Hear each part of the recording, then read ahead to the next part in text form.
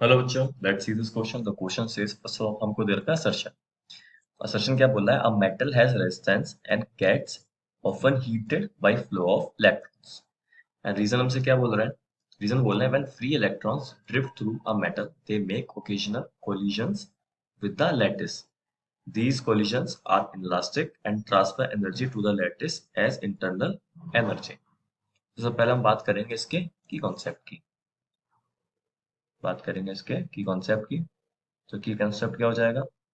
की concept simple हो जाएगा, करंट एंड हीट। की कॉन्सेप्ट हो जाएगा से करंट एंड हीट। हम क्वेश्चन पर ध्यान देते हैं। तो सबसे पहले हम समझते हैं मेटल को। जैसे कि हम मान लेते हैं ये एक मेटेलिक वायर है, एक मेटेलिक वायर है। तो इस मेटेलिक वायर में क्या होता है? इसमें बहुत सारे इलेक्ट्रॉन्स होते हैं, बहुत सारे इलेक्ट्रॉन्स होते हैं, जिसको हम बोलते हैं फ्री इलेक्ट्रॉन्स। तो पहले ये इलेक्ट्रॉन्स होते हैं वो रैंडमली कहीं भी मूव कर रहे होते हैं, रैंडमली किसी भी डायरेक्शन में मूव कर रहे होते हैं।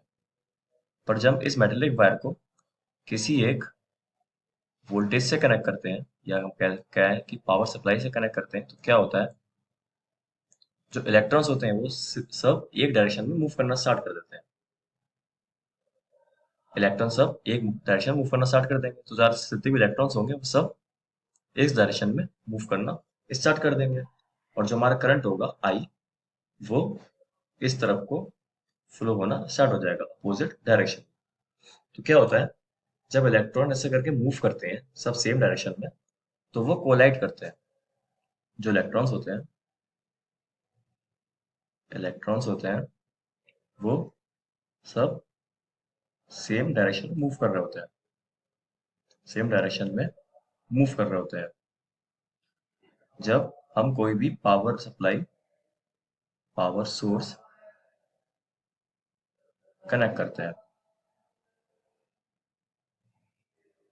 तो क्या होता है? जब अब इस मेटेलिक वायर में बहुत सारे इलेक्ट्रॉन्स होते हैं, तो जब वो सब सेम डायरेक्शन में मूव कर रहे होते हैं, तो वो कोलाइड करते हैं, वो एक दूसरे से कोलाइड करते हैं। और जो मेटल के एटम होते हैं कोलाइड विद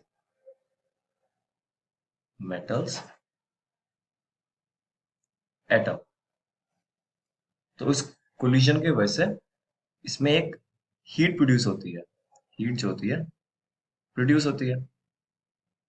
तो हीट प्रोड्यूस होने का रीजन ये है।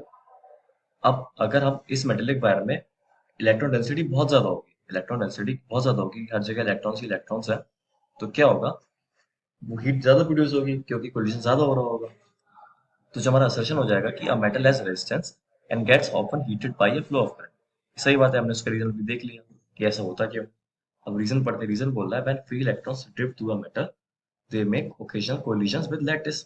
सही बात है, वो कोलाइड करते हैं एटम के लैटिस से और खुद दूसरे इलेक्ट्रॉन से। और जो ये कोलिजन होते हैं उससे एनर्जी ट्रांसफर होती है और एक इंटरनल एनर्जी क्रिएट होती है, और वो हीट हीट एनर्जी में बाहर निकलती है। तो रीजन भी हमारा सही हो जाएगा। तो ऑप्शंस की बात करते हैं। ऑप्शंस क्या बोल रहे हैं हमसे?